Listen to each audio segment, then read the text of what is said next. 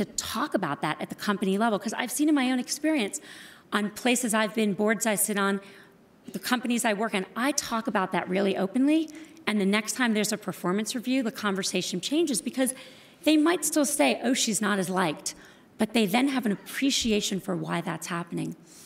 The other conversation we need to have in the corporation is the different pressures men and women feel at home.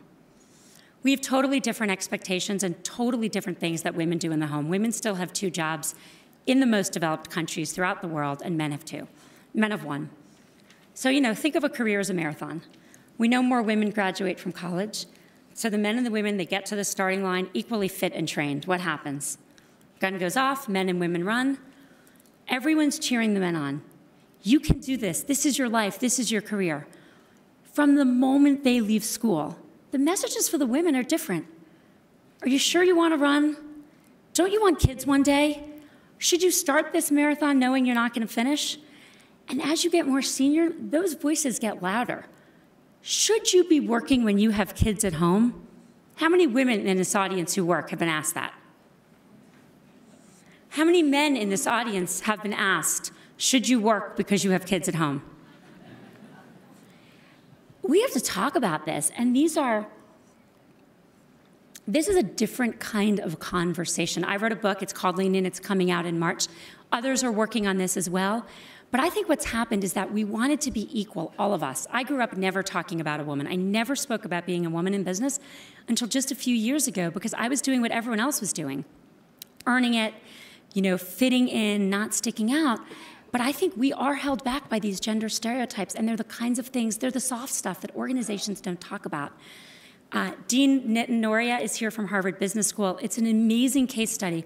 Over the last 3 years, Harvard Business School has closed a very serious performance gap that existed between male and female students, and actually American students and international students, by basically addressing the soft stuff, by going into classrooms and saying, there's this gap, here's why we have it, and we want to close it.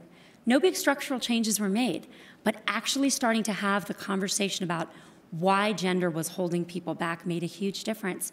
And our companies are set up, our legal teams tell us not to say that. So how many people in this audience have had the conversation at work? We know women, the childbearing years are a challenge for women to keep them. We know that.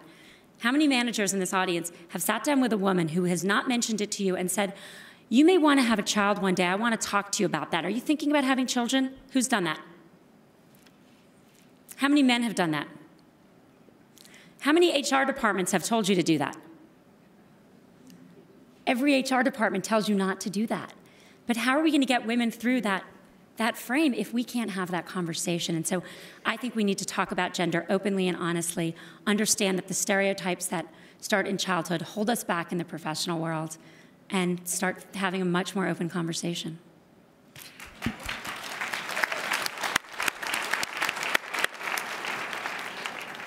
Is it happening already enough? You gave one great example. No, it's where my is only it happening? example. Why isn't it happening?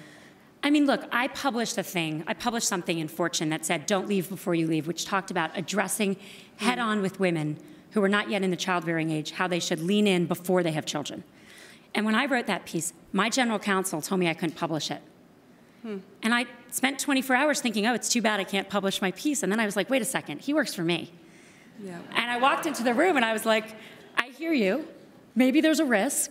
Yeah. But if someone wants to, you know, sue me over gender discrimination because I'm talking to women about childbearing, go ahead. Yeah. And I published it. But most people don't have that choice. And so I would say I want to be honest about this. Even for me, I've been doing this publicly for 2 years. That is it.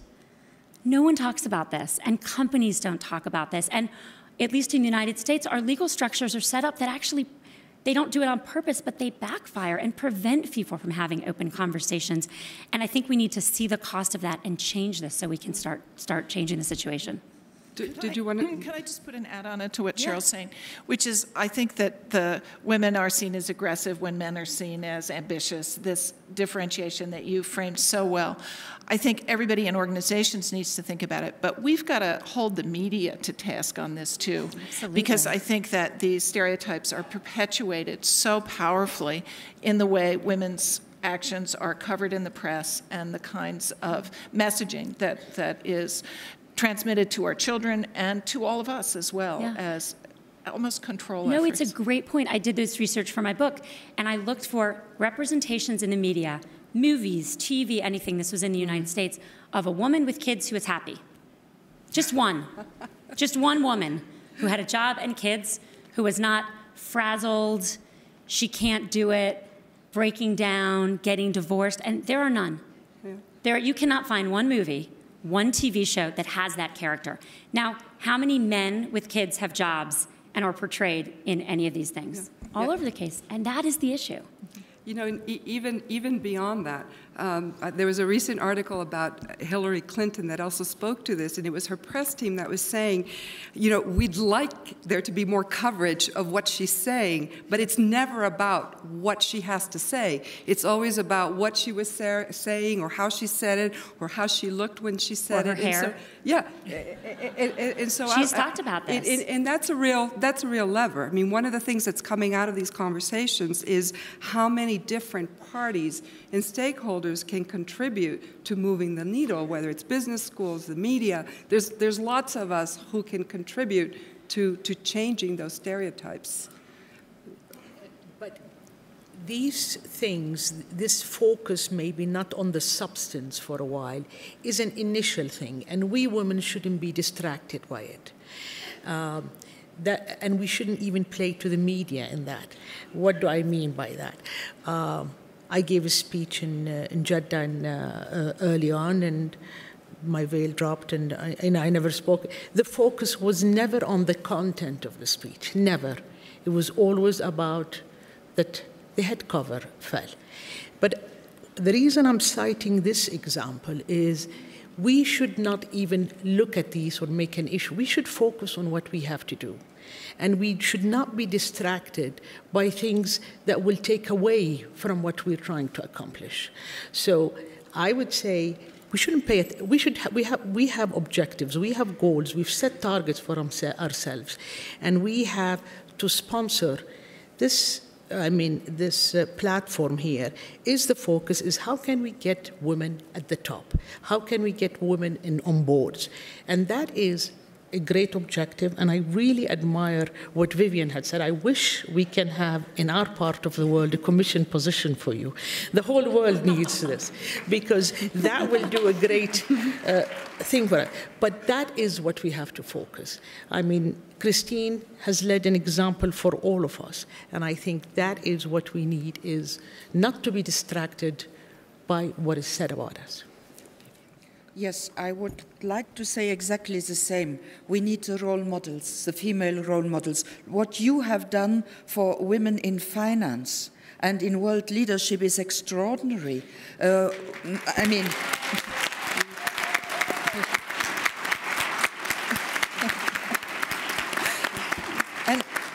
So many, what Hillary Clinton has done for women in top leader politics, as Angela Merkel, the same thing. We need women to show, and I think that when you are a top leader as a female, it is not about anymore how you are looking. It is about what you are doing.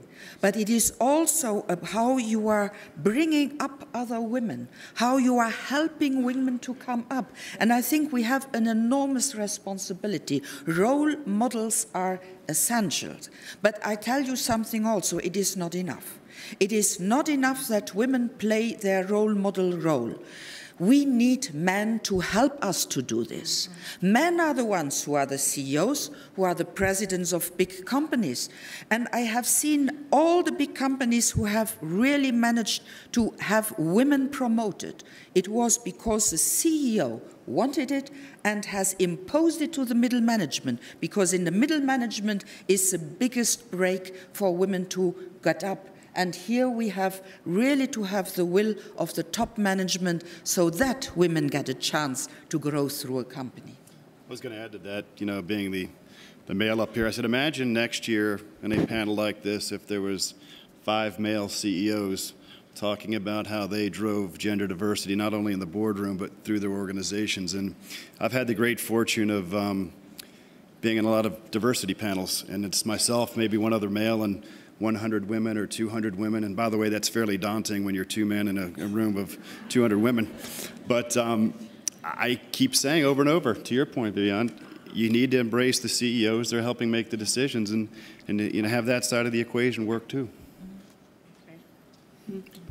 Yeah, thanks. I'd just like to follow up on what Cheryl, Lubna, and Drew were saying, because I believe that in our leadership positions, us, but you all, we have to dare the difference and we have to speak about it. I'll give you one example that really shocked me in the last few months when I was traveling around the world, and particularly in developing countries. And I will not name the country and I will not name the leader, but she's a woman. She's a very, very brave woman. She has a tough job to, you know, turn the economy around and make sure that there is growth, and it's a very tough job. Incidentally, women generally get the job when it's a basket case, when it's a lost cause, when it's really tough, or when it's bankrupt.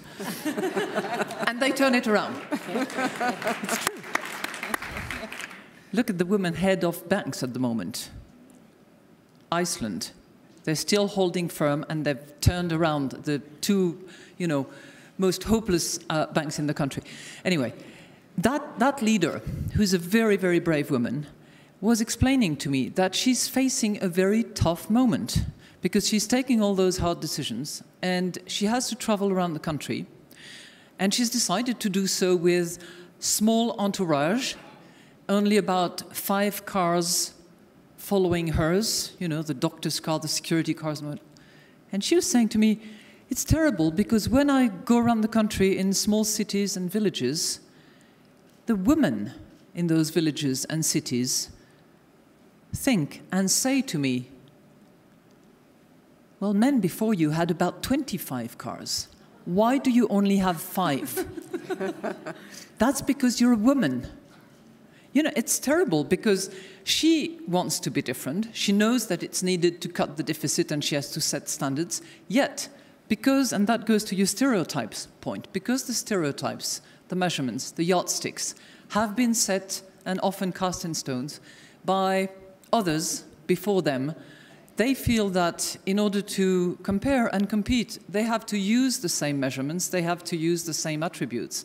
And I've spoken to her, and I keep calling her on a monthly basis now to say, hang on to that, keep your 5 cars, don't go beyond, explain, dare, stand up, speak about it. And I'm going to continue doing so, and I'm going to speak for her and support her. And I think that, you know, when you say you leave your job at 5:30, Cheryl, you do the same thing. You dare the difference. When I was raising my kids, I was not going to work at my law firm on Wednesday afternoons. And I was a young partner, and I was taking, well, I was a senior associate, then a young partner, and I was taking my risk at the time of not filling up my timesheets on that Wednesday afternoon. Who cared? I did the job, I followed client's business, I delivered on the files. So I think we have to dare the difference and we have to talk about it. So the conversation is absolutely appropriate, and we need to use the voice we have, the positions we are in, to actually support that. Yardsticks, measurements, stereotypes have to be adjusted, they have to be different, and sometimes our 5 cars are better than their 25 cars. It's a very... very inspirational note in which to turn it over to our audience for some questions. Our rapporteur, who will ask the first question, is Laura Tyson from Berkeley. Maybe you can get us started, and I'm going to apologize because we're going to have a very short question and answer period, but please.